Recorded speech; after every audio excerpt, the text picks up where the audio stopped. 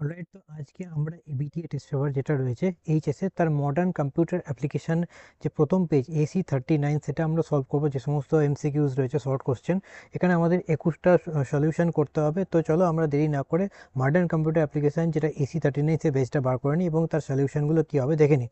প্রত্যেকটা 1 নম্বরের প্রশ্ন, 21টা প্রশ্ন রয়েছে। ঠিক আছে, আমাদের প্রথম প্রশ্ন হচ্ছে নিচের কোন একটি এক্সক্লুসিভ লজিক গেট, 4টা অপশান রয়েছে, অর, নট, এক্স নর আর 4 নম্বর আছে NAND। তো আমাদের এখানে আনসার হবে যে নিচের কোনটি একটি এক্সক্লুসিভ লজিক গেট। এখানে আমাদের এখানে আনসার হবে সি এরটা এক্স নর। ঠিক আছে, পরবর্তী প্রশ্ন, একটি নর গেটের আউটপুট হাই হলে ইনপুট দুটি কি হবে? 4টা অপশান রয়েছে, IO, ও, OI আর II। তো এখানে আনসার হবে আমাদের বি এরটা, অর্থাৎ ও, ও। ঠিক আছে, পরবর্তীকালে এখানে একটা কি আছে, একটা ডায়াগ্রাম দেওয়া রয়েছে, সেই ডায়াগ্রামটা এখানে এফ এর মান বার করতে বলা হয়েছে। ঠিক আছে, তো এখানে আমাদের এফ এর মান কি হবে? এখানে হবে অপশান বি, A+B। ঠিক আছে, এটা হবে এফ এর মান। আচ্ছা, পরবর্তী প্রশ্ন হচ্ছে 1x4 ডিমার্কস এর সিলেকশন লাইন এর সংখ্যা কটা হবে? একটা হবে, না দুটো হবে, না তিনটে হবে, না চারটে হবে? সো এখানে আনসার কি হবে? তোমার ভিডিওটি পজ করো এবং নিচে উত্তরটা লেখার চেষ্টা করো। চলো আমি 5 গুনবো, 1 2 3 4 5। তো এখানে ডিমার্কস এর সিলেকশন লাইন এর সংখ্যা হবে দুটো। ঠিক আছে, পরবর্তী প্রশ্ন আমাদের 5এরটা, 4 বিট অ্যাডার সার্কিটে যে কোনো ব্লকের ক্যারি আউটটি পরের ব্লকের ড্যাশ হয়, ক্যারি ইন না ক্যারি আউট, না বড় না ক্যারি?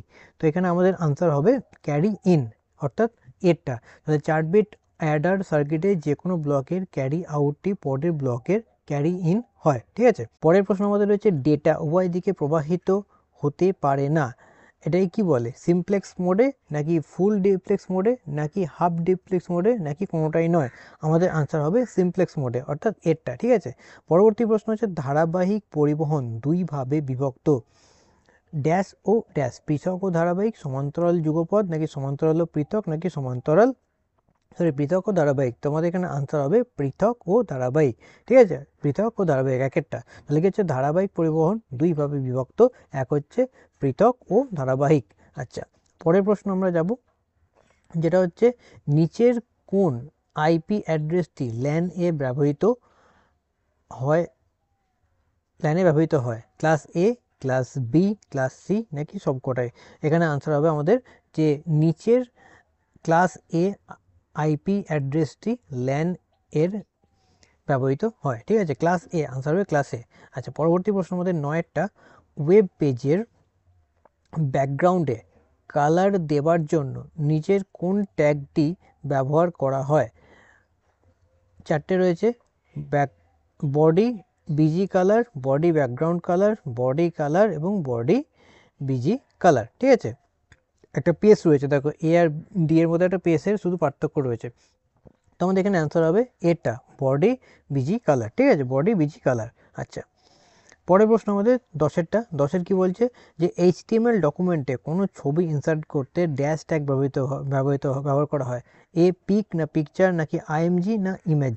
সো আমাদের এখানে আনসার হবে IMG। ঠিক আছে, তাহলে কি হচ্ছে HTML ডকুমেন্টে কোনো ছবি ইনসার্ট করতে আমাদের ব্যবহার করা হয় যে ট্যাগটা, সেটা হচ্ছে IMG। পরেরটা আমরা আসবো, যেটা হচ্ছে যে HTML এ ব্যবহৃত একটি ফন্ট হলো এরিয়াল, নাকি সাবস্ক্রিপ্ট, নাকি ফন্ট, নাকি সেন্টার? তো এখানে অবশ্যই এরিয়াল আমাদের খুব পপুলার, আমরা জানি পপুলার একটা হচ্ছে এরিয়াল। সো এখানে আমাদের HTML ব্যবহৃত একটি ফন্ট হচ্ছে এরিয়াল, এরটা। ঠিক আছে, নিচের কোনটি DBMS নয়? ওকে, DBMS নয় কোনটা? তো এখানে আনসার হবে MS এক্সেল, মাইক্রোসফট এক্সেল হচ্ছে এটা, DBMS নয়। আচ্ছা, পরের প্রশ্ন আমাদের 13টা, যেটা হচ্ছে ড্যাশ ব্যবহার করে দুটি টেবিলের মধ্যে সম্পর্ক তৈরি করা হয়, সুপার কি, নাকি ক্যান্ডিডেট কি, নাকি প্রাইমারি কি, নাকি ফরেন কি? আনসার হবে ফরেন কি। ঠিক আছে, আচ্ছা, একটি এনটিটি এর উদাহরণ হলো, এটা কি হবে, এমপ্লয়ি, না স্টুডেন্ট, না টিচার, না সবকটি? তো এখানে আনসার হবে সবকটি। ডেটাবেস টেবিলের প্রতিটি রোকে বলা হয় কি? এখানে আমাদের আনসার হবে বি এরটা, টুপেল। ঠিক আছে, পরবর্তী প্রশ্ন আমাদের ডেটা ইন্টিগ্রিটি বলতে বোঝায়, এখানে কি হবে, এ হচ্ছে ডেটার নন ডুপ্লিকেশন, বি হচ্ছে ডেটা সিকিউরিটি, সি হচ্ছে ডেটা অ্যাকুরেসি, কোনোটাই নয়। সো আমাদের এখানে আনসার হবে ডেটা অ্যাকুরেসি। আচ্ছা, পরবর্তী প্রশ্ন আমাদের আর ডায়াগ্রামে রিলেশন বোঝানোর চিহ্ন হলো চারটে এখানে চিহ্ন দেওয়া রয়েছে, সো আমাদের এখানে অপশান হবে সি এরটা, সি এর যে ডায়মন্ড মতো যে চিহ্নটা রয়েছে সেটা আমাদের আনসার হবে এখানে, ঠিক আছে। এক্সেল 2007-এর ফাইল এক্সটেনশনটি হলো, এক্সেল 2007-এর যে ফাইল এক্সটেনশন সেভ করা সেটা কোনটা, আমাদের এখানে সি এরটা হবে .xlsx, ঠিক আছে। এবার আমরা যাব 19-এরটা, নিচের কোন চিহ্নটি সেল রেফারেন্সিংয়ের সূচিত করে। আচ্ছা, এখানে @এর চিহ্ন আছে, ডলারের চিহ্ন আছে, হ্যাশের চিহ্ন আছে এবং পার্সেন্টেজের চিহ্ন আছে, তো আমাদের এখানে আনসার হবে বি এরটা, ওটা ডলারেরটা, ঠিক আছে। আচ্ছা, পরবর্তী প্রশ্ন, নিচের কোন ডেটা টাইপটি ডেটা সংরক্ষণের ক্ষমতা সবচেয়ে কম, date and time, text, hyperlink নাকি ইয়েস অর নো। তো নিচে এখানে ইয়েস অর নো যেটা রয়েছে ডিএরটা, তার ডেটা টাইপটার ডেটা সংরক্ষণের ক্ষমতা সবচেয়ে কম।